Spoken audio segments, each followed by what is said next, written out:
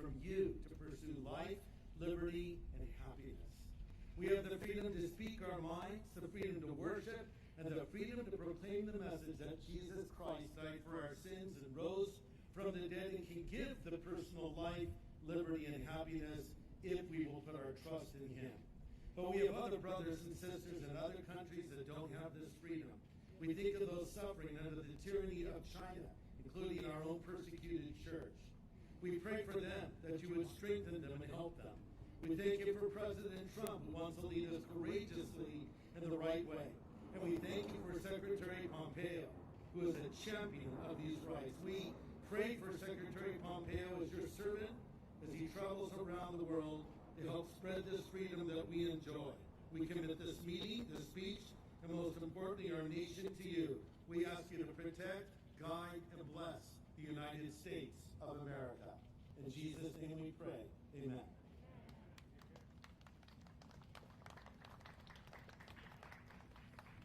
Thank you, Pastor. Let's remain standing as we salute our country. Please, with the presentation of colors and the national anthem.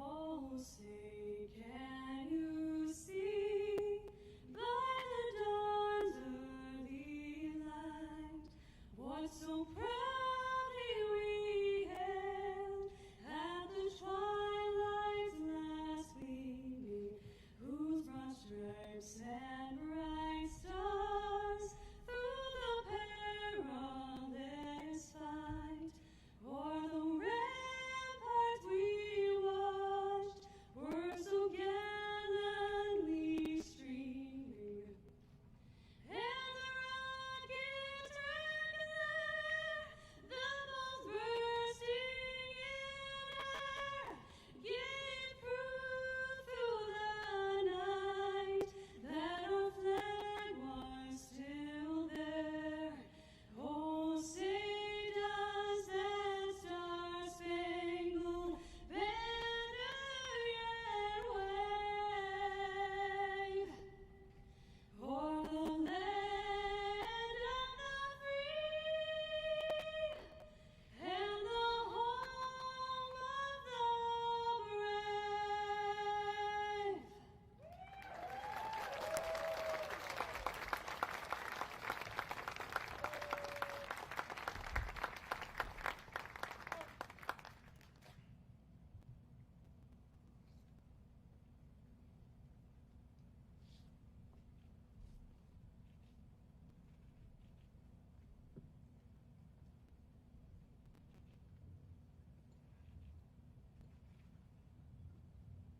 Thank you, and you may be seated. And please join me in thanking the Air Force Blue Eagles Honor Guard and Senior Airman Kayla Hyde-Smith of the Air Force Band of the Golden West for that beautiful rendition. My grandfather's vision and courage made the United States opening to China possible when he and my grandmother went there almost 50 years ago in 1972. He called that the week that changed the world, and he understood that the world is always changing. Secretary Pompeo is on the front line of America's foreign policy, and it's fitting that he is here at the Nixon Presidential Library and Birthplace to discuss the relationship between our two countries today. It is my privilege now to introduce a distinguished statesman, a mayor, a senator, a governor, and an old and close friend of my family, the Nixon family, who will introduce Secretary Pompeo. In fact, my family asked this old and dear friend to eulogize both my grandmother and my grandfather in this exact location 26 and 27 years ago today, 26 and 27 years ago. Ladies and gentlemen, please join me in welcoming Governor Pete Wilson.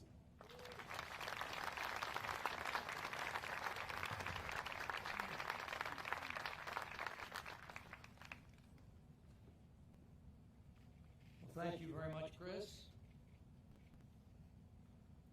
Most generous. I'm not sure your grandfather would have recognized him. I have the great pleasure, in addition to welcoming all of you to the Nixon Birthplace and Library, I have the great pleasure of introducing to you an extraordinary American who was here at an extraordinary time.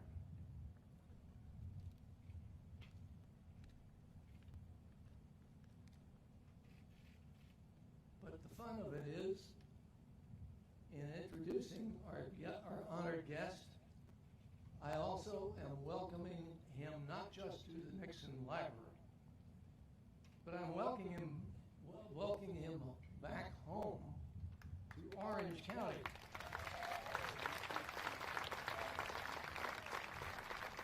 That's right. Mike Pompeo was born in Orange.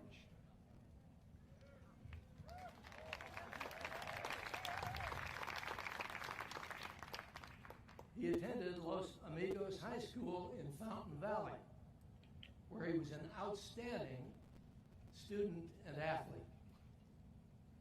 In fact, I have it on good authority that among the fans of glory days of Lobo basketball, a reverent hush descends upon the crowd whenever the name Pompeo is mentioned.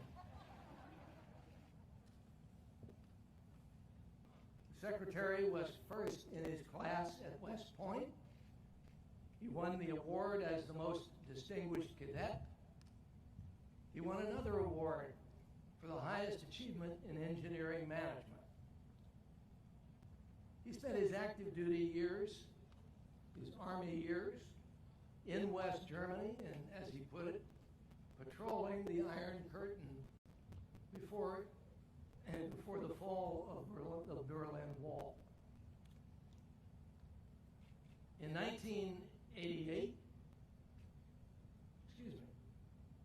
retiring with the rank of captain, he went on to Harvard Law School, where he was an editor of the Law Review. In 1988, he returned to his mother's home state of Kansas and began a stunningly successful business career. He was elected to the House of Representatives from Kansas in 2011, where he soon gained great respect for a reputation as one of the most diligent and astute members of the House the House Intelligence Committee. In 2017, President Trump nominated him to be the director of Central Intelligence. And in 2018, he was confirmed as our 70th Secretary of State. You have to admit, that's quite an impressive resume. So it's sad there's only one thing missing, prevents it from being perfect. If only Mike had been a Marine.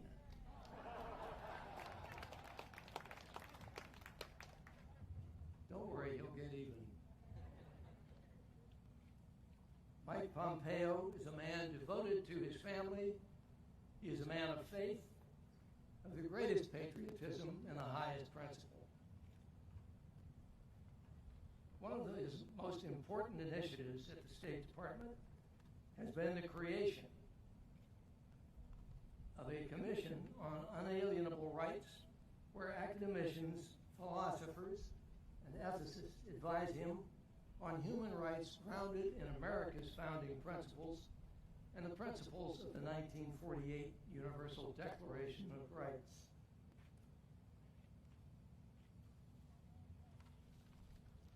He is here today for a very special reason. The epitaph on President Nixon's gravestone is a sentence from his first inaugural address. It says, quote, "The greatest honor history can bestow is the title of peacemaker. Richard Nixon received that title.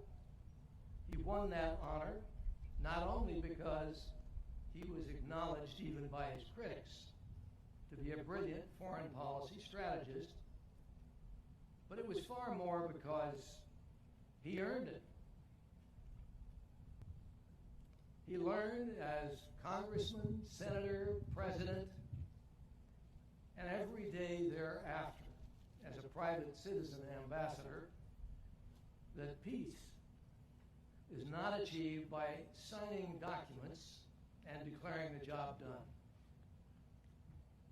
To the contrary, he knew that peace is always a work in progress. He knew that peace must be fought for and won anew in every generation.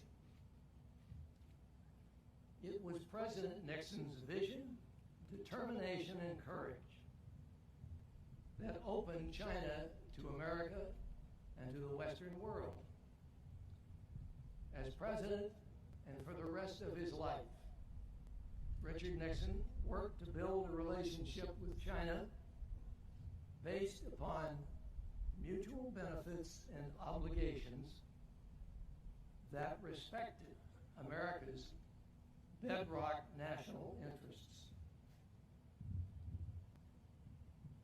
Today, we in America are obliged to assess whether or not President Nixon's labors and his hopes for such a relationship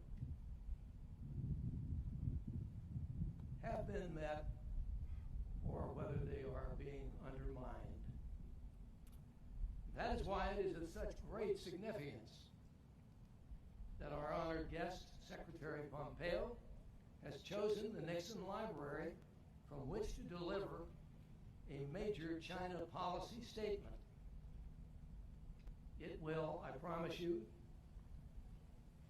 be a statement of complete clarity, delivered with force and with belief, because it is of critical importance.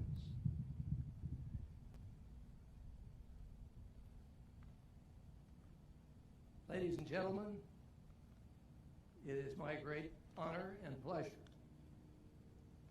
to welcome to this podium and to this audience our honored guest, the Secretary of State of the United States of America, the Honorable and really quite remarkable Honorable Michael R. Pompeo.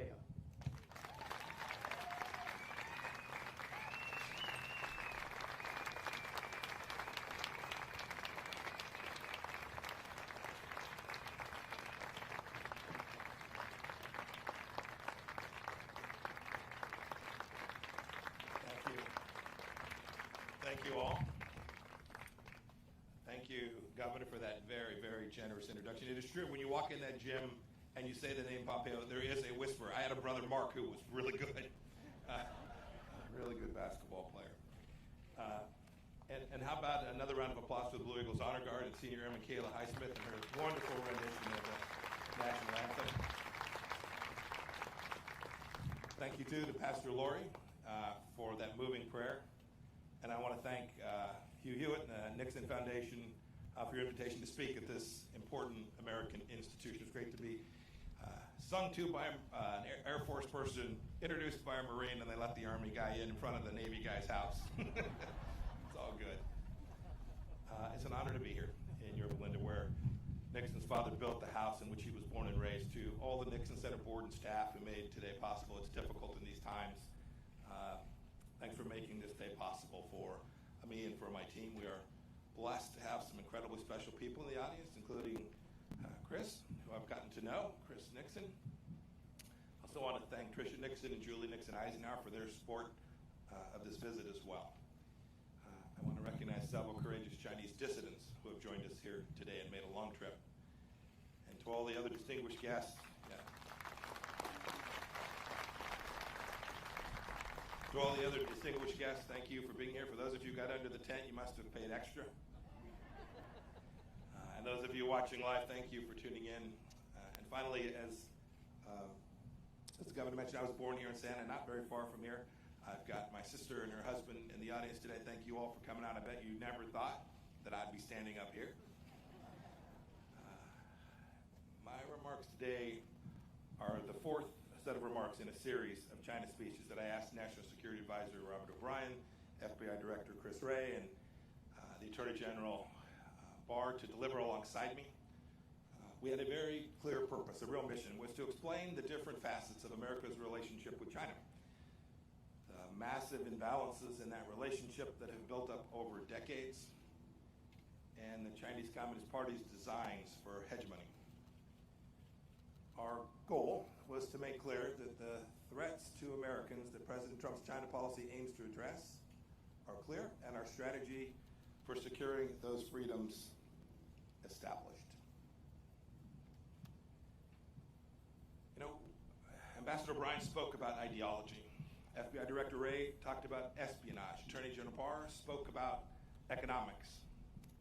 And now my goal today is to put it all together for the American people and detail what the China threat means for our economy, for our liberty, and indeed for the future of free democracies around the world.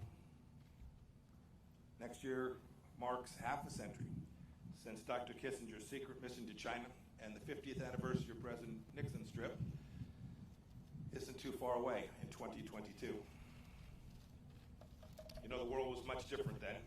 We imagined engagement with China would produce a future with bright promise of comedy and cooperation. But today we're all still wearing masks and watching the pandemic's body count rise because the CCP failed in its promises to the world. We're reading every morning new headlines of repression in Hong Kong and in Xinjiang. We're seeing staggering statistics of Chinese trade abuses that cost American jobs and strike enormous blows to the economies all across America, including here in Southern California. And we're watching a Chinese military that grows stronger and stronger and indeed more menacing. I'll echo the questions ringing in the hearts and minds of Americans from here in California to my home state of Kansas and beyond. What do the American people have to show now, 50 years on, from engagement with China? Did the theories of our leaders that proposed Chinese evolution towards freedom and democracy prove to be true? Is this China's definition of a win-win situation?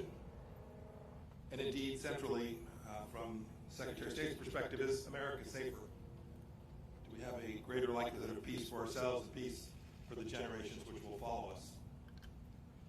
Look, we have to admit a hard truth. We must admit our truth that should guide us in the years and decades to come.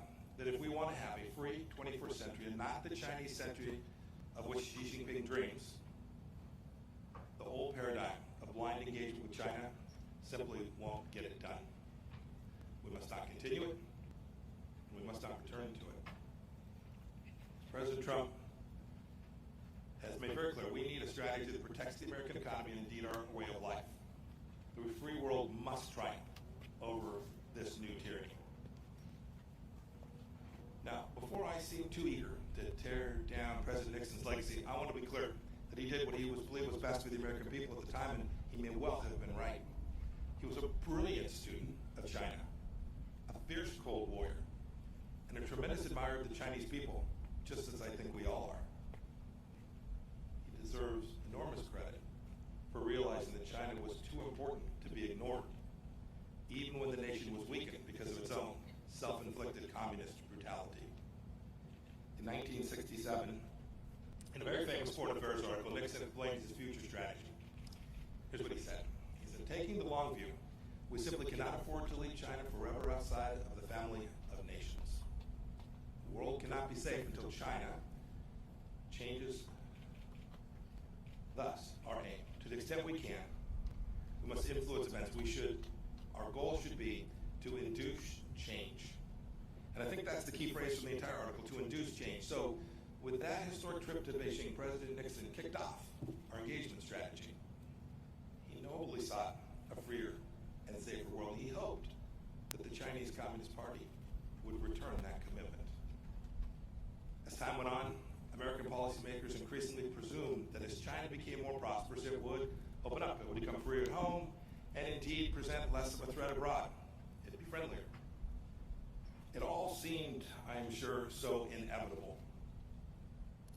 But that age of inevitability is over. The kind of engagement we've been pursuing has not brought the kind of change inside of China that President Nixon had hoped to induce. The truth is that our policies and those of other free nations resurrected China's failing economy only to see Beijing bite the international hands that were feeding it. We opened our arms to Chinese citizens only to see the Chinese Communist Party exploit our free and open society. China sent propagandists into our press conferences, our research centers, our high schools, our colleges, and even into our PTA meetings. We marginalized our friends in Taiwan, which later blossomed into a vigorous democracy. We gave the Chinese Communist Party and the regime itself special economic treatment, only to see the CCP insist on silence over its human rights abuses as the price of admission for Western companies entering China. Ambassador Bryan ticked off a few examples just the other day. Marriott, American Airlines, Delta, United all removed references to Taiwan from their corporate websites so as not to anger Beijing. And Hollywood, not too far from here, the epicenter of American creative freedom and self-appointed arbiters of social justice, self-censors even the most mildly unfavorable reference to China. This corporate acquiescence to the CCP happens all over the world too. And how has this corporate fealty worked? Is its flattery rewarded? I'll give you a quote from the speech that General Barr gave, Attorney General Barr. In a speech last week, he said that the ultimate ambition of China's rulers isn't to trade with the United States, it is to raid the United States. China ripped off our prized intellectual property and trade secrets, causing millions of jobs all across America. It sucked supply chains away from America and then added a widget made of slave labor. It made the world's key waterways less safe for international commerce.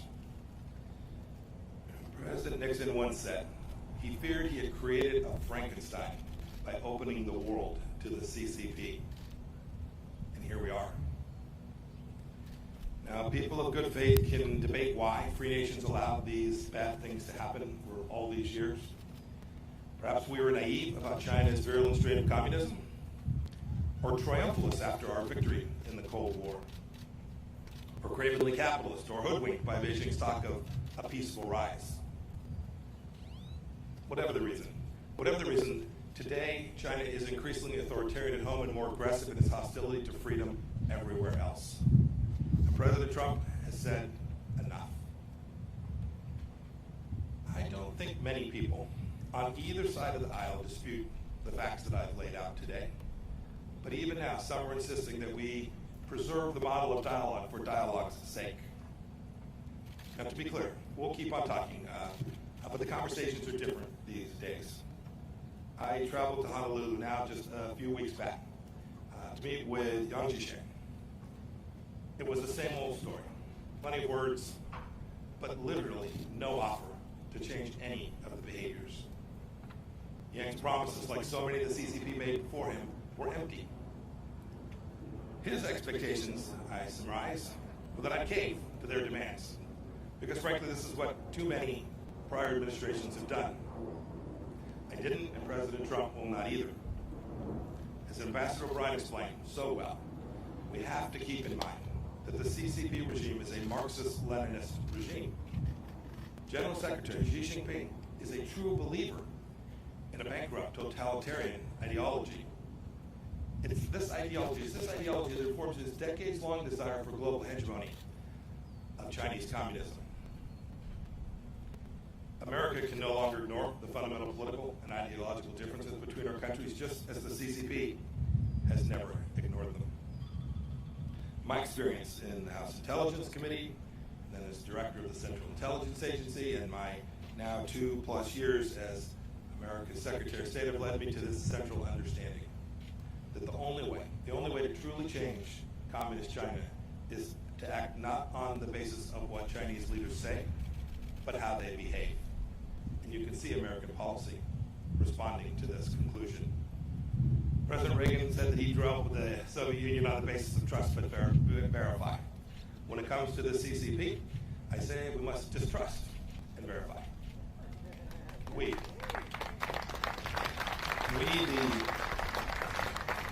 the freedom-loving nations of the world, must induce China to change, just as President Nixon wanted. We must induce China to change in more creative and assertive ways because Beijing's actions threaten our people and our prosperity. Let's start by changing how our people and our partners perceive the Chinese Communist Party. We have to tell the truth. We can't treat this incarnation of China as a normal country just like any other.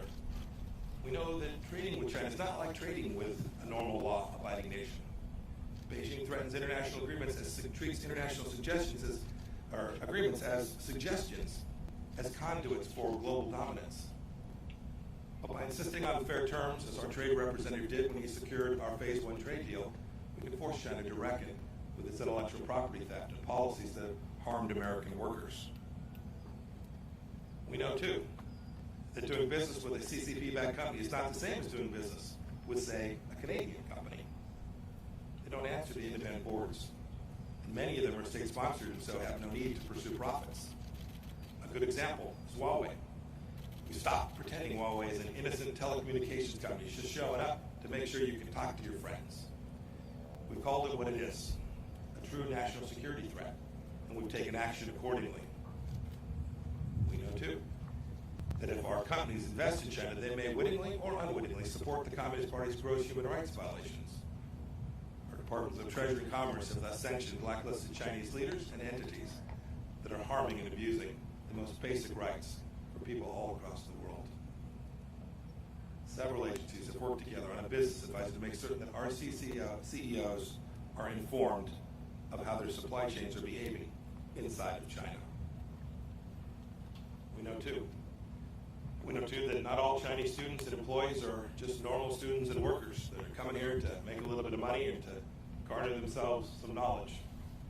Too many of them come here to steal our intellectual property and to take this back to their country. The Department of Justice and other agencies have vigorously pursued punishment for these crimes. We know that the People's Liberation Army is not a normal army, too. Its purpose is to uphold the absolute rule of the Chinese Communist Party elites and expand the Chinese empire, not to protect the Chinese people. And so our Department of Defense has ramped up its efforts, freedom of navigation operations out throughout the East and South China Seas and in the Taiwan Strait as well. And we've created a Space Force to help deter China from aggression on that final frontier. And so, too, frankly, we've built out a new set of policies at the State Department dealing with China, pushing President Trump's goals for fairness and reciprocity to rewrite the imbalances that have grown over decades. Just this week, we announced the closure of the Chinese consulate in Houston because it was a hub of spying and intellectual property theft. We reversed 2 weeks ago 8 years of cheek turning with respect to international law in the South China Sea. We've called on China to conform its nuclear capabilities to the strategic realities of our time. And the State Department at every level, all across the world, has engaged with our Chinese counterparts simply to demand fairness and reciprocity. But our approach can't just be about getting tough. That's unlikely to achieve the outcome that we desire. We must also engage and empower the Chinese people, a dynamic, freedom-loving people who are completely distinct from the Chinese Communist Party. That begins with in-person diplomacy. I've met Chinese men and women of great talent and diligence wherever I go. I've met with Uyghurs and ethnic Kazakhs who escaped Xinjiang's concentration camps. I've talked with Hong Kong's democracy leaders, from Cardinal Zen to Jimmy Lai. 2 days ago, in London, I met with Hong Kong freedom fighter Nathan Law. And last month, in my office, I heard the stories of Tiananmen Square survivors. One of them is here today. Wang Dan was a key student who has never stopped fighting for freedom for the Chinese people. Mr. Wang, will you please stand so that we may recognize you?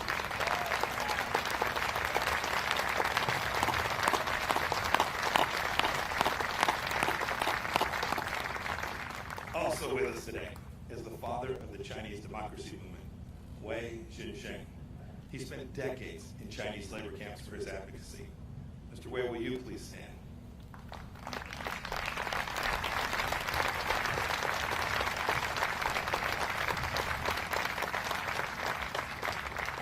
You know, I grew up and served my time in the Army during the Cold War. If there's one thing I learned, communists almost always lie.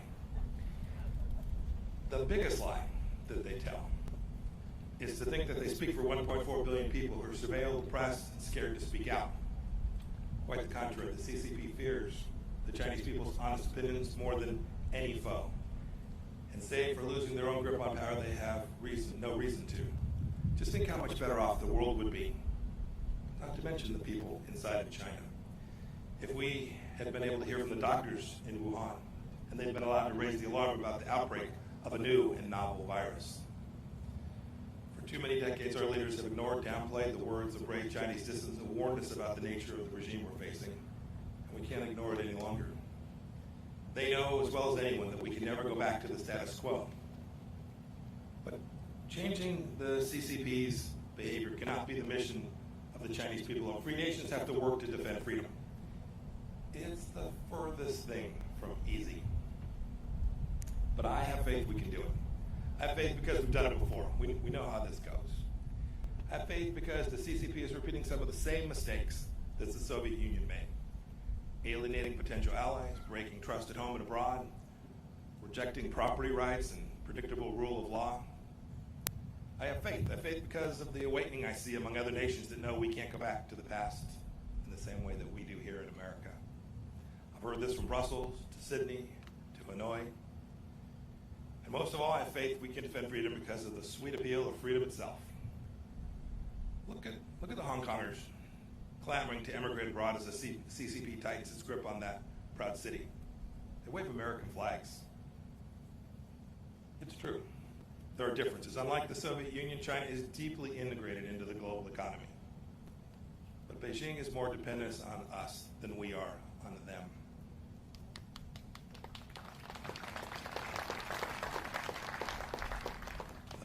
I reject the notion that we're living in an age of inevitability, that some trap is preordained, that CCP supremacy is the future. Our approach isn't destined to fail because America is in decline. As I said in Munich earlier this year, the free world is still winning. We just need to believe it and know it and be proud of it. People from all over the world still want to come to open societies. They come here to study. They come here to work. They come here to build a life for their families. They're not desperate to settle in China. It's time. It's great to be here today. The timing is perfect. It's time for free nations to act. Not every nation will approach China in the same way, nor should they. Every nation will have to come to its own understanding of how to protect its own sovereignty, how to protect its own economic prosperity, and how to protect its ideals from the tentacles of the Chinese Communist Party.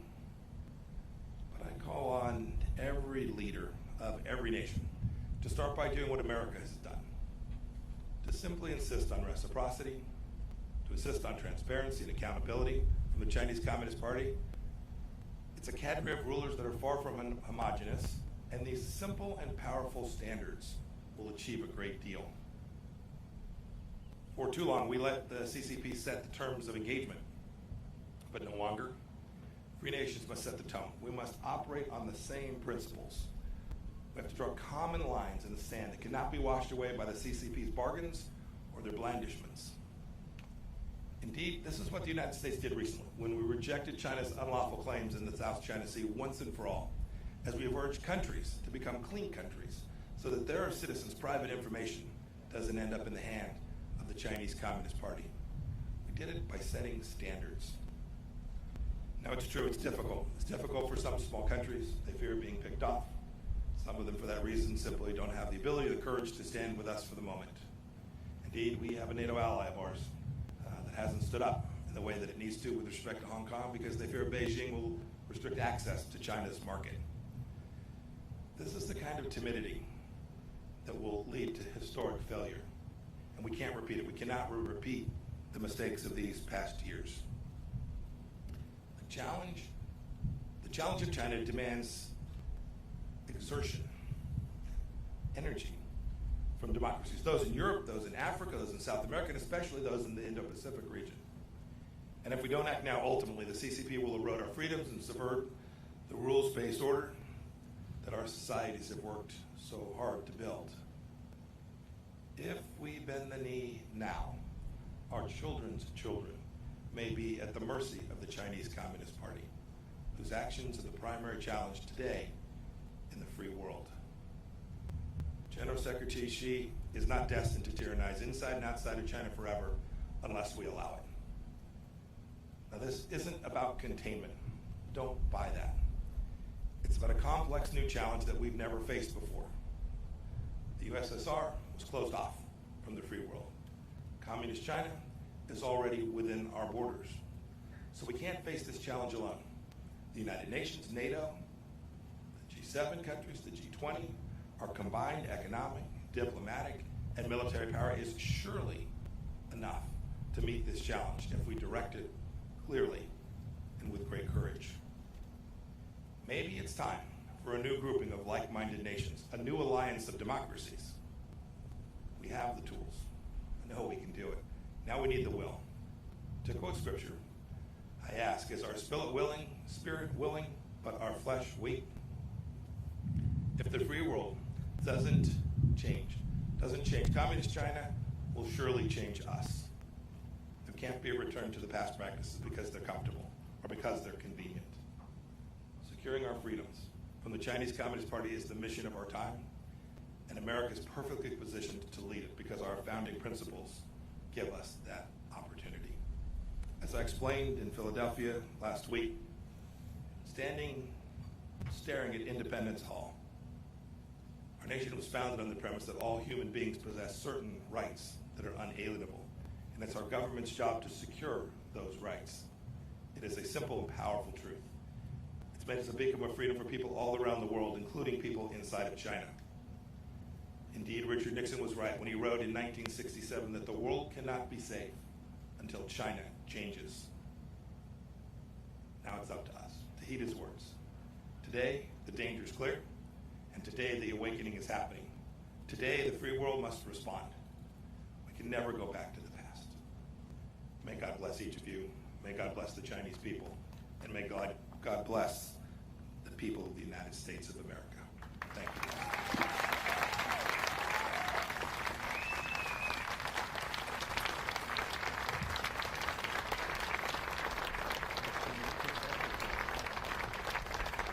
Please be seated. I'm Hugh Hewitt, the president of the library, and Secretary Pompeo graciously invited some questions as I was listening. Thank you for joining us, Mr. Secretary, at the Nixon Library. My first question has to do with the context of the president's visit in 1972. You mentioned the Soviet Union was isolated, but it was dangerous. He went to the People's Republic of China in 1972 to try and ally and combine interests with them against the Soviet Union. It was successful. Does Russia present an opportunity now to the United States to coax them into the battle to be relentlessly candid about the Chinese Communist Party? So I do think there's that opportunity. That opportunity is born of the relationship, the natural relationship between Russia and China. And we can do something as well. There are places where we need to work with Russia. Today, or tomorrow, I guess it is, our teams will be on the ground with the Russians working on a strategic dialogue to hopefully create the next generation of arms control agreements like Reagan did. It's in our interest, it's in Russia's interest. We've asked the Chinese to participate. They've declined to date. We hope they'll change their mind. It's these kind of things, these proliferation issues, these big strategic challenges that if we work alongside Russia, I'm convinced we can make the world safer. And so I think there is a place for us to work with the Russians to achieve a more likely outcome of peace, not only for the United States, but for the world. President Nixon also put quite a lot of story in personal relationships over many years with individuals. That can lead wrong. President Bush famously misjudged Vladimir Putin and said so afterwards. You have met President Xi often. Is the General Secretary of the Chinese Communist Party someone with whom we can deal on a transparent and reliable basis, in your opinion, based on your personal diplomacy with him? So the meetings that I've had and the meeting that the president we've had, they've been good, frank conversations. He is the most powerful leader of China since Mao. He has also, in many ways, deinstitutionalized the Chinese Communist Party, thus giving him even more capacity and more power. But I think the way to think about it is how I spoke about this today. It's about actions. And so how one evaluates one's counterparts sitting across the table from them is important to think about how you can find common understandings and make progress. But in the end, it's not about what someone says or the agreement that they sign, but are they prepared to lead, to do the things that they committed to? Are they prepared to fulfill their promises? And we've watched this China walk away for their promises to the world on Hong Kong. We watched their General Secretary Xi promised President Obama in the Rose Garden in 2015 that he wouldn't militarize the South China Sea. Google the South China Sea and arms. You'll see another promise broken. So in the end, from my perspective, it's much more important to watch how leaders behave and how they lead than what it is you think when you have a chance to talk to them on the phone or meet them in person. Mr. Secretary, you said this is not containment. I heard that very clearly. I have read the 3 previous speeches by Ambassador O'Brien, Director Wray, Attorney General Barr, and now listen to you very closely. It isn't containment, but it is a fairly comprehensive, multidimensional, relentlessly objective candor. Is that dangerous in a world that's not used to speaking clearly about delicate subjects? You know, my experience, and I think President Trump's experience too in his life as a businessman, is the best policy is always true candor. Identifying the places that you have a red line, identifying places that you have a real interest, making clear if there's places where you don't, and there's things that you can work on alongside each other. I think the real danger comes from misunderstandings and miscommunication and the failure to be honest about the things that matter to you, because others will move into that space and then conflict arises. I think the world is a heck of a lot safer when you have leaders who are prepared to be honest about the things that matter and prepared to talk about the things their nation is prepared to do to secure those interests. And you can reduce risk by these conversations so long as you're honest about it. So I don't think it's dangerous. I think it's just the opposite of that. You also said, and I'm sure the speech will be known as the distrust but verify speech. When you distrust but verify, that still premises verification is possible. It is still possible to do agreements and to verify them, correct? It is. Yeah, you can still do it. Each nation's got to be prepared for a certain amount of intrusiveness connected to that. And it is not in the nature of communist regimes to allow transparency inside of their country. And so it's been done before. We had arms controls agreements with the Soviet Union that we got verification that was sufficient to ensure that we protected American interests. I believe we can do it again. I hope that we can do this on these. The Chinese Communist Party has several hundred nuclear warheads. This is a serious global power.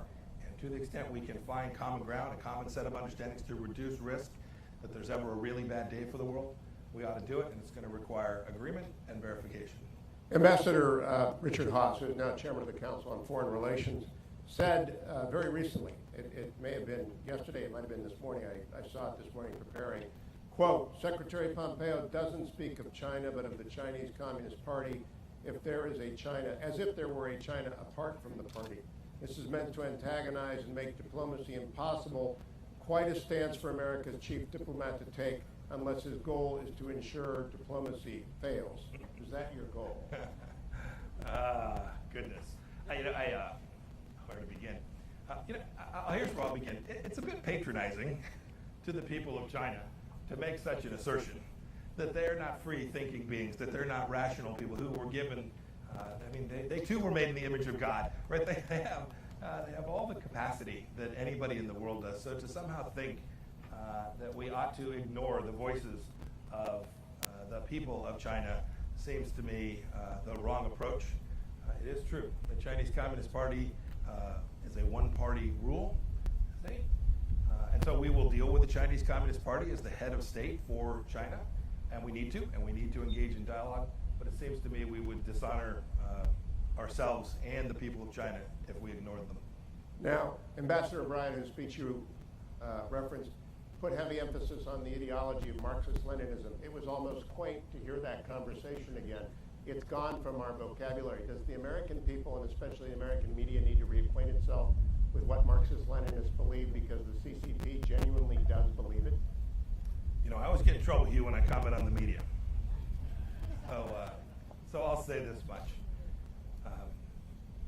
For those of us who have lived and seen and observed, there are other Marxist-Leninist nations today as well, and have seen, they believe, they have an understanding, a central understanding of how people interact and how societies ought to interact. And it is certainly the case today that the leadership in China believes that. We should acknowledge that, and we should make sure that we don't for a moment think that they don't believe it. That's what Ambassador O'Brien's speech was about. It was the fact, it was acknowledging that they believe it and recognizing that we have to respond in a way that reflects our understanding of the way they view the world. Let's not talk about the American media. I want to talk about the Chinese media for a moment. They are aggressive, to say the least. And right now they are aggressively defending, for example, TikTok. A small question within a large question. Is TikTok capable of being weaponized? Is that an example of what's going on? And generally, Chinese media has become far more aggressive than I've seen in 30 years since I was at the library the first time of watching it. Is that something you've noticed as well? Yes, they're very aggressive. Two pieces to this. One you hit upon. One is I'll describe as their technology media. Without singling out any particular business, our view of these companies is we're neither for or against the company. We're about making sure that we protect the information that belongs to each of you, your health records, your face, if it's a facial recognition software, your address, all the things that you carry that you want to make sure the Chinese Communist Party doesn't have. We have a responsibility to make sure that the systems that you're using don't give them access to that. So whether it's the efforts we made against Huawei or the work that we're doing on other software firms, the American task is to protect the American people and their information. Second piece of this has to do with their what I'll call the state-sponsored media of China and their disinformation. You should know, and this is where I am concerned about the American media too. These are state-sponsored media organizations that take their messaging from the Chinese Communist Party each day. When American institutions pick up those storylines and carry them forward, they are in fact propagating Chinese propaganda, and we all ought to be wise to that. There was an editorial in the New York Times yesterday by someone who had a clear view that was antithetical to the American way of life. The New York Times ran it straight up without comment, forwarding, although albeit in the opinion section, but propagating Chinese propaganda. That is certainly not instructive when they're telling senators from Arkansas they can't simply talk about American freedom in that same media outlet. You mentioned that a lot of corporate America, and you mentioned specifically Hollywood, have got deep intertwinement with the Chinese economy. So I don't want to talk about soft power, I want to talk about soft appeasement. One of my favorite sports figures, LeBron James, falls silent when China comes up. In the new Top Gun movie, the Taiwan and Japanese patches are taken off Maverick's jacket. They're not going to be in Top Gun 2, they were in Top Gun 1. What do you say, not to those individuals, but to everyone who has an American spotlight about their responsibility to be candid about the People's Republic of China? Here's our ask. Our ask is, if you claim that you care about human rights or your social justice or these things, if you make that part of your corporate theology, then you ought to be consistent. And you can't be consistent if you're operating there in China without talking about and acknowledging what the Chinese Communist Party is doing in certain parts of their country, the oppression that's taking place. Look, every business leader has got to make decisions for themselves. They've got to be able to live with the decisions that they make. You highlighted a few. I'd simply ask this. If you run an entity and the United States government were to tell you you couldn't do something, put a particular symbol in your movie or put a particular name on your menu, if we were to tell you that, you'd say, nope, that's not appropriate, and it, of course, would not be appropriate. It seems to me that if you permit the Chinese Communist Party to limit you in that way, it's got to be difficult for you to go home at night. Two more questions, Mr. Secretary. Because it is hot and it is warm, and everyone out here has been in the sun for a while. You're a West Point graduate, and as Governor Wilson noted, #1, so this might be tough for you, but we are in, like Athens was a naval power, America is a naval power, and as like Sparta is, China is a land power. Do we not have to change how we approach defense spending to put more emphasis on our naval resources than on our Army resources? Oh, that's tough for an Army guy to say. I know. That's just, you're killing me. Look, I'll leave to Secretary Esper the details of this, but I can, here's what I can say. When President Trump set out our national security strategy early on in the administration, for the first time, we identified China in a way that was fundamentally different than we had done, this isn't partisan, for decades. That was important because that was a signal to all of us, whether it's the State Department or the Defense Department, that we need to reorient our assets. And so, yes, you've seen the Department of Defense to begin to do that. These are big things to turn. These budgets are multi-year. It takes a while. But if you look at how Secretary Esper and President Trump are positioning our military capabilities, not just the tactical, operational, and strategic capabilities, but our cyber capabilities, our space capabilities. If you look at how we're thinking about this and spending resources in year 2, 3, 4, and 5, I think you'll see that our focus has shifted pretty dramatically. It's not to say that our efforts to protect America from terrorism are behind us. We still have work to do there. But I think this great power challenge that presents itself is something that we have recognized, and we begin to make sure that we allocate your money, our taxpayer resources that we have, to the appropriate ends to achieve American security. My last question has to do with the former Secretary of State, who was also an Army man, George Marshall. He gave a speech in 1947 at your alma mater, Harvard, in which he called on all the nations of the world to recognize that the world was in crisis and to choose a side. And he assured them in that famous address that if you chose the American side in asserting Europe, you could count on America. So as you make the appeal you did today, not just to Europe, where it's relatively easy to be outspoken, no, Norway has found it not to be outspoken, but to Taiwan and Japan and Vietnam and all of the Australia, all of the nations of that region, can they rely on America in the way that people opposing the Soviet Union could rely on George Marshall's assurance in 1947? Undoubtedly. Undoubtedly. The only thing I'll say is, this language of pick a side does make sense to me, but I think about picking a side differently than picking America or picking China. I think the sides, the division, the shirts and skins, if you will, is between freedom and tyranny. I think that's the decision that we're asking each of these nations to make. And here's the good news of this. The good news is it does take American leadership often in these cases. To your point, they need to know that America will be there for them. I've seen the tide turn. In just these 3.5 years of our administration, I've watched other nations have less timidity, become more prepared to stand up for their freedoms and for the freedoms of their people. We don't ask them to do this for America. We ask them to do it for their country and for their nation, the freedom and the independence, and to protect the rights of their people. And when we do that and we tell them that America will be there, I'm very confident in the end this is a world that, with the hard work applied, will become one that is governed by a rules-based order, and the freedom of the American people will be secured. Mr. Secretary, thank you for joining us here today. Thank you. Please join me in thanking the Secretary. Thank you all.